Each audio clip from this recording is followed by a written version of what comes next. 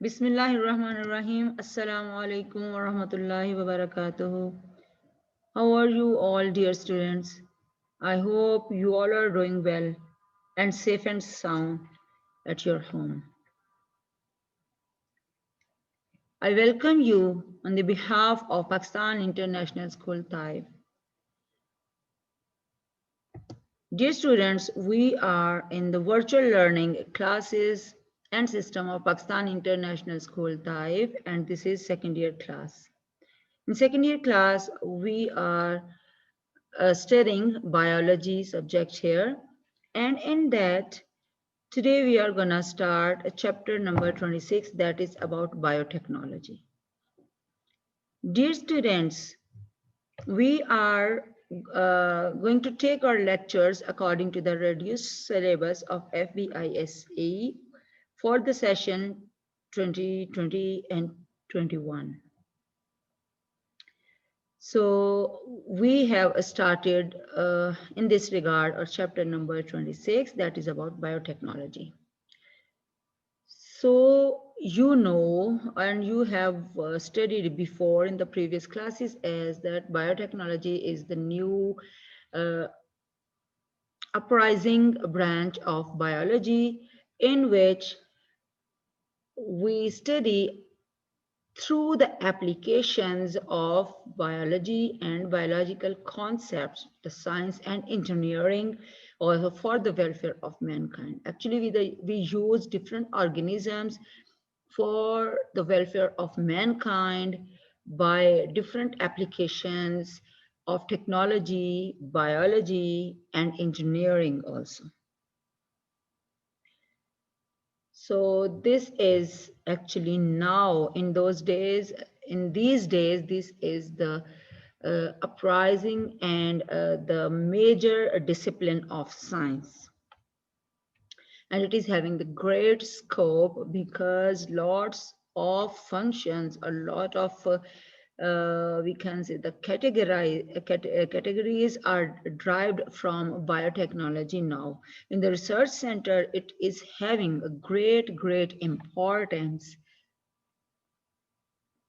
This is also called genetic engineering also because we deals with the manipulation and alteration in the genetic material of an organism.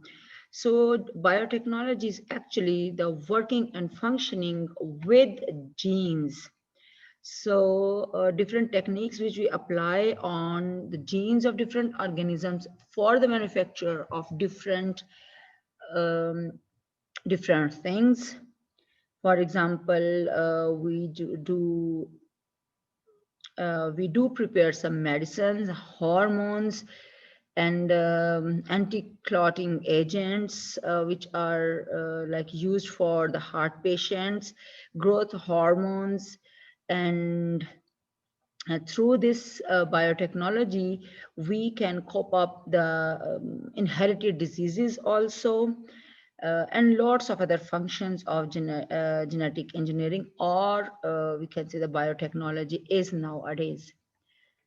So in biotechnology, it is actually not the new branch. It is very old branch, but we have given the name biotechnology in 1970. So that is said to be the year of biotechnology. Like fermentation process, which that is also the part of biotechnology or technique of biotechnology.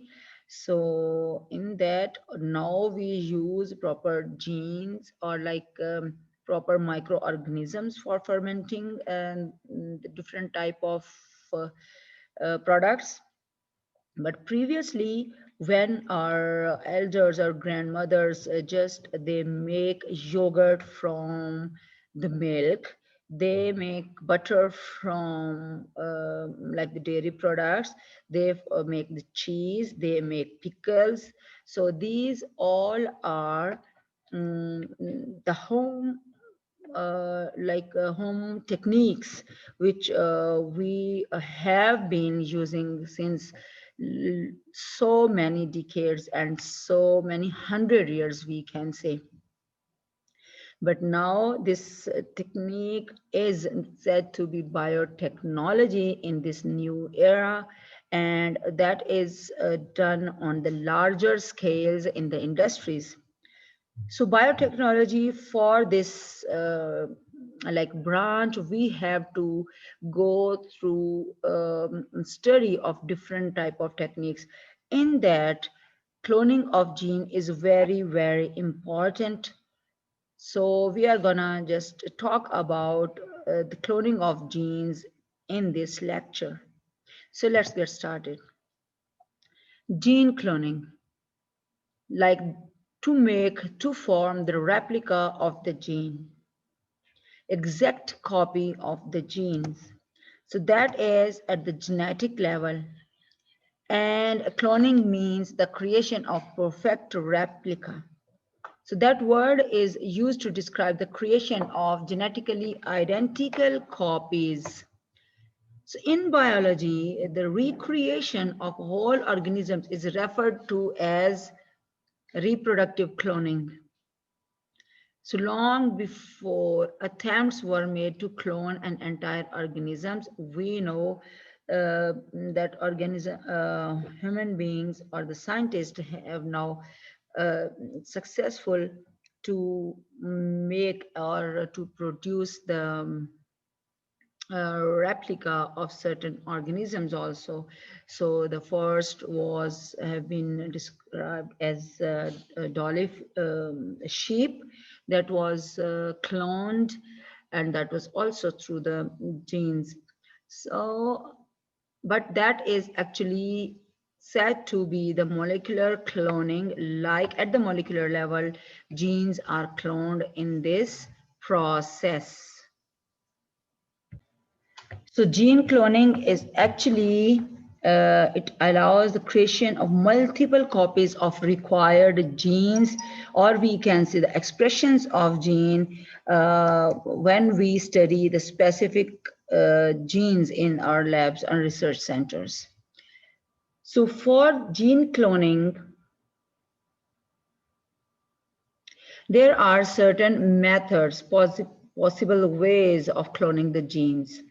So that is, first of all, that is recombinant DNA technology. Like when we are getting a required protein or a required gene, so we apply this type of technique. As well as there is polymerase chain reaction. We will talk about both of these in this lecture. So recombinant DNA technology, actually this process involves the introduction of foreign piece of DNA or genes into the genome of any um, into the genome which contains our gene of interest. So recombinant DNA technology means re means again and combination. So DNA again combined, but with another uh, DNA of other organism. So that is actually that is having multiple steps and multiple some tools they the scientists have to adopt to go through the recombinant DNA technology. And first we'll talk about some tools which are required for recombinant DNA technology. In that we will just talk about gene of interest first. Gene of interest, then we will talk about restriction endonuclease, that is the enzymes which that is called molecular scissors, which are required for cutting in the required gene from the specific genome or specific DNA. Then we will talk about vectors. So what is vector? It is actually the molecular carrier in which we add this gene of interest, or we can say the paste or glue it with that for the replication. Then we'll talk about another enzyme, that is DNA ligase, that is called molecular glue, like it just glues the like the piece of DNA or the gene. Then we'll talk about expression system. Expression system is that system or that organism in which we add that vector. Okay, now we'll talk about the first requirement for that process of recombinant DNA technology, that is gene of interest. Gene of interest, actually that part of the DNA which we want to clone, which we want to make the copies of that gene. So that is obtained by several processes. Like sometimes it is we can get that from artificial gene synthesis. We can add the nucleotides and we can synthesize the artificial genes. And sometimes we can get that by synthesizing from its messenger RNA. The gene of interest which we want to clone, we get its messenger RNA, then its messenger RNA performs the function of reverse transcriptase, an enzyme that is that enzyme that we get from retroviruses. Like HIV virus is a retrovirus. It means that they are having such type of enzyme that is called reverse transcriptase. Like they make the copy of DNA from messenger RNA. That is called complementary DNA. Like one strand of messenger RNA, that it will create its complementary copy of another of its copy, then it is formed into the DNA that is called complementary DNA. So that is from that area we can get the gene of interest or required gene.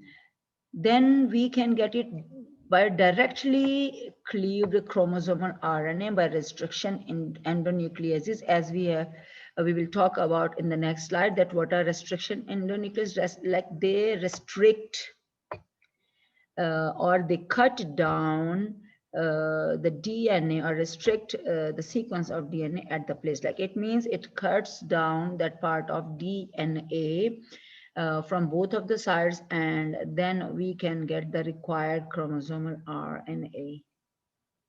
So here we can see that is donor DNA. From here we can get what this part that is called the gene of interest. Then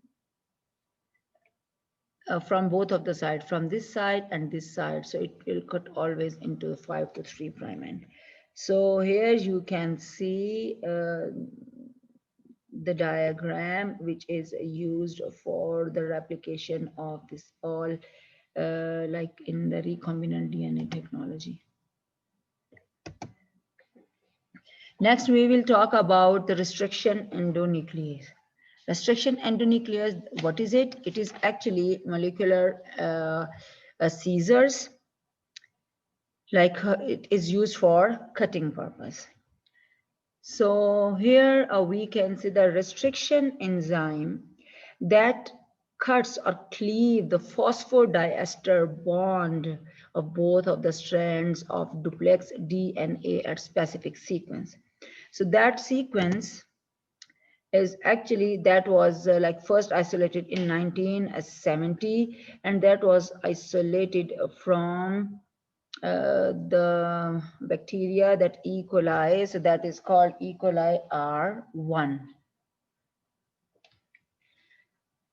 Okay, so it recognizes the specific site like specific sequence of that nucleotides. So that sequence can be 3 or 4 letters sequence, or that can be 4 to 8 base pairs or sequence of the letters. That is base pairs A, C, T, and G. So that specific site is called palindromic sequences, in which 4 to 8 base pairs in the DNA in which nucleotides are arranged symmetrically in a reverse order. So you can see here, this is the required DNA, and this is from that plasmid. That is restriction endonuclease or restriction enzyme. It cuts the opposite sides of the DNA from here and then from here.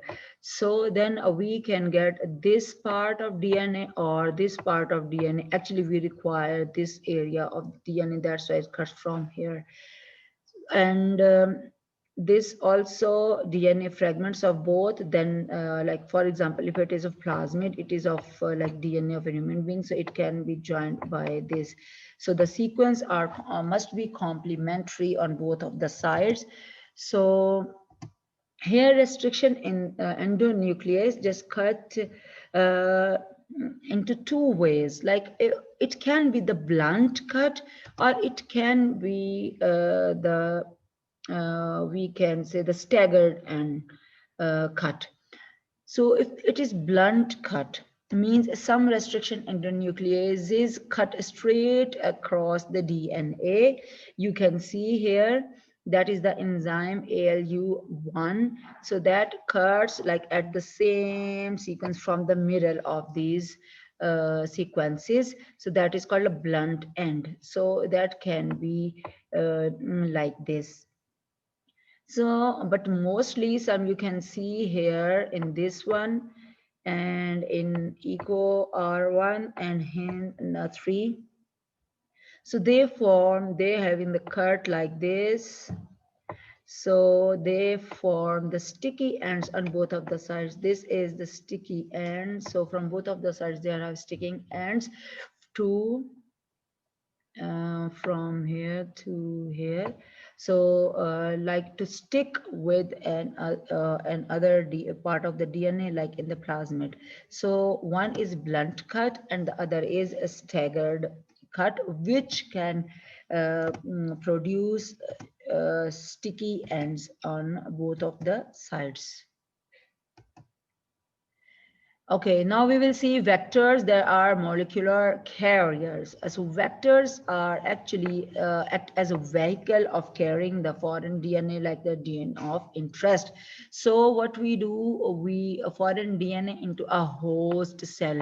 In most of the time, we use bacteria and some fungi as a host cell, and we take out their plasmids, like a plasmid from the bacteria, that the circular ring that acts as a vector. But circular DNA molecules of bacteria are used, so it must possess some characteristics like origin of replication site. So origin of replication site, where it has to replicate. So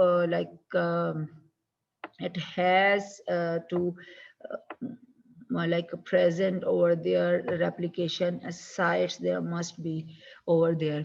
Number two, antibiotic resistant genes. They must have antibiotic resistance genes so that they can resist the DNA, because in the last step for identification of required material, required genes, required product, we have to just and just we can say do this process of identification of that DNA of required gene by applying antibiotic resistant by applying antibiotic over there. And if they are resistant to the genes, it means they can survive. Restriction sites of different enzymes, so like in plasmids are different, we can apply different restriction enzymes over there. So here you can see, okay, if we talk about examples, so plasmid can be the example. Plasmid, like it is present in bacteria. Sometimes we use lambda-phage, like bacteriophage, which infect E. coli, its DNA. Then sometimes we can use cosmid. Cosmid is actually the combination of plasmid and phage DNA. When phage virus affect the plasmid of the bacteria, so we can take that one also. And the yeast artificial chromosomes, which are prepared artificially in the lab, so we can also use their DNA also. So here if we see that this is plasmid, So eco R1, that is derived restriction enzyme, which is derived from E. coli, that is bacteria. So that cuts the foreign DNA or gene of interest, and here a plasmid. So at this place, the origin of replication site is present.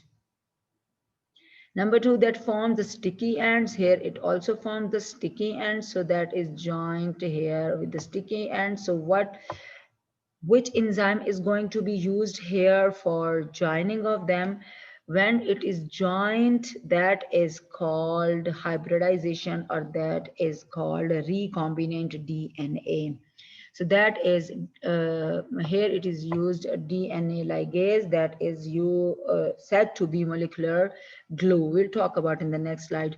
So then this DNA is inserted into the host cell, so where it nutritional environment is given to that cell, and the lots of copies of that bacteria are formed, and then we extract our desired protein from that. That is called expression system. Here it is called expression system. And then the last step, we have to identify our product. So what DNA ligase or molecular glue is used to join the sticky ends of plasmid DNA or the gene of interest.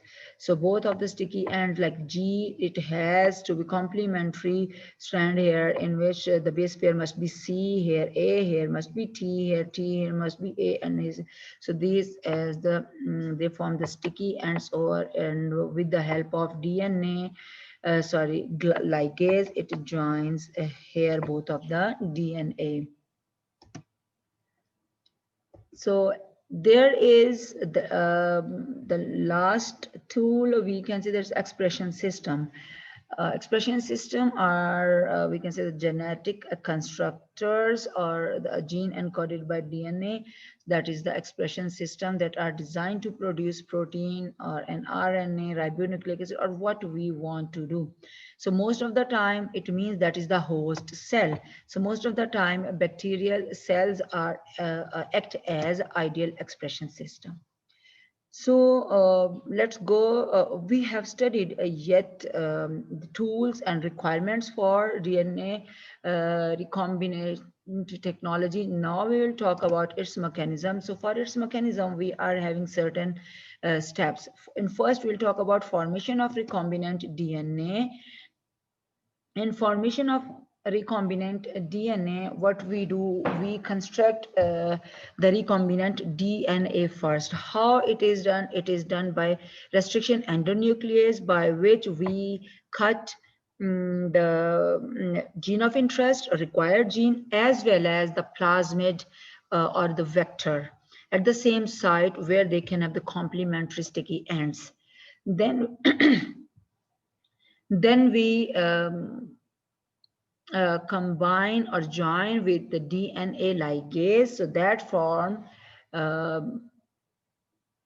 what is that? Then that is formed, we can say, recombinant DNA over there. After that, we are having the transformation of expression system. It means now we have to insert that recombinant DNA in the expression system.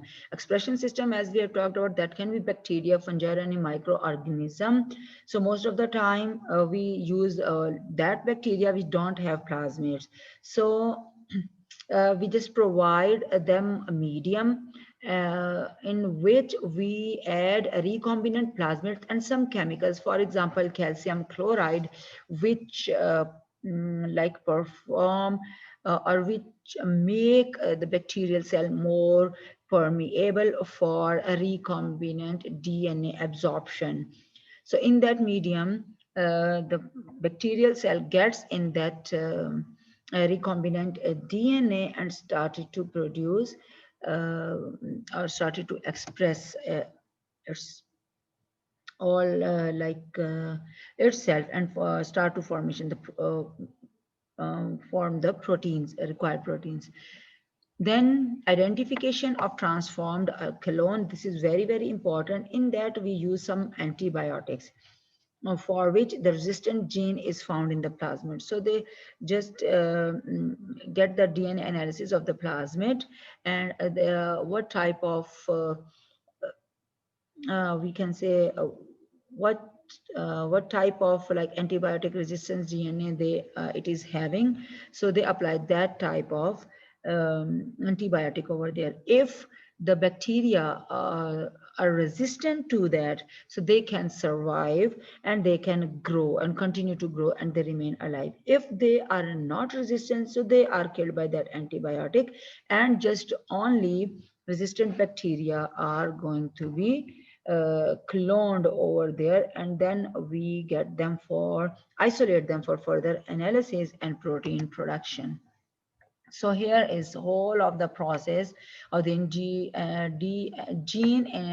inserted into the plasmid. So that is called a recombinant DNA formation, that is from the plasmid and from the DNA of the chromosome. The gene of interest, it is this one here. So that is we can say the recombinant DNA. Now plasmid put into the bacterial cell, that is actually transformation of the expression system in which there is no plasmid before. So when host cells divide in the culture, and it is cloned into many copies. Then there is next one. Expression system start to express itself, then proteins are harvested from them. It means the required protein is like taken from that and isolate for their further researches and function, uh, like human growth hormones are formed by this process, and like anticoagulants which are used in the medicines for the heart, that are used by this gene therapy. That is also somehow just gene therapy, but that is DNA recombinant technology. Then we can transform the plants uh, into pest resistant plants, and then we can use that for the cleaning of toxins waste.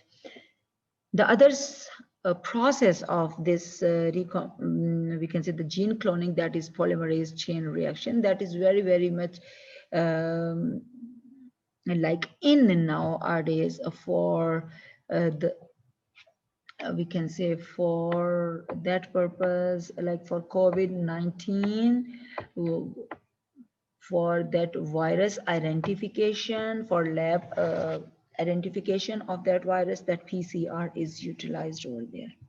So in PCR, what we use, that is also called polymerase chain reaction. Polymerase means polymerase enzyme is used to make many copies of that required gene, and that was originally established in 1983 by American biochemist Carey Mullis, and that was awarded by Nobel Prize in Chemistry in 1993, because that was a very, very important technique which is utilized in the research labs for identification of different type of pathogens.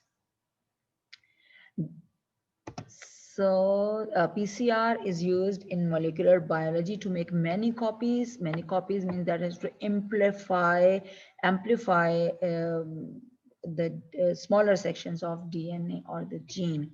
So that is used to generate thousands of millions of copies of particular DNA from a very small amount of DNA. So you can see here is the PCR machine, that is called thermocycler or PCR machine, in which you can see there are lots of test tube like structures which are in which DNA is there, and here it has to be replicated more in number. So the PCR is like the common tool which is medically and biologically research labs that is used over there for DNA sequencing, detecting presence or absence of a gene, identifying pathogens, and lots of other very important forensic DNA profiling also. So what are the requirements for PCR or polymerase chain reaction? Number one is the DNA template.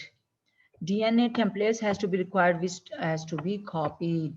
Like of this, another copy of the DNA will be formed. Number two, for DNA replication, accelerated DNA replication. So what is required? Primers are required. The primers are actually what is short sequences of that nucleotides, or that is a short part of DNA which initiate the PCR reaction. Next one, the DNA nucleotide bases. Those are A, C, G, T, and those are called DNTPs. DNA nucleotide triphosphate, and that is related for DNA.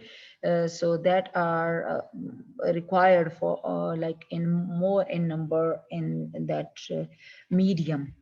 The next one, a TAG polymerase. That is very, very important enzyme which is added in the base pairs. Um, uh, but that polymerase is utilized to add new DNA bases in the medium that is isolated from a thermus aquaticus, that is archaea bacteria, and that can bear uh, very, very hot temperatures. This is the structure of TAG polymerase, and that is like present in archaebacteria. Archaebacteria are those which are present in very, very extreme conditions, so they can bear the very high temperature also. So they are like isolated from the hot streams. So the next one is buffer solution. Buffer is added into the required medium for ensuring the right conditions of, it must not be acidic, must not be basic, and like that, for proper conditioning of that medium. That involves actually the PCR, there is heating and cooling process. That is called thermal cycling. For that, thermal cycler is used, which we have seen in the previous slide. That is the machine of PCR. Okay, what is the mechanism? Actually, mechanism of PCR depends on three steps. First, denaturing, then annealing, and then extending.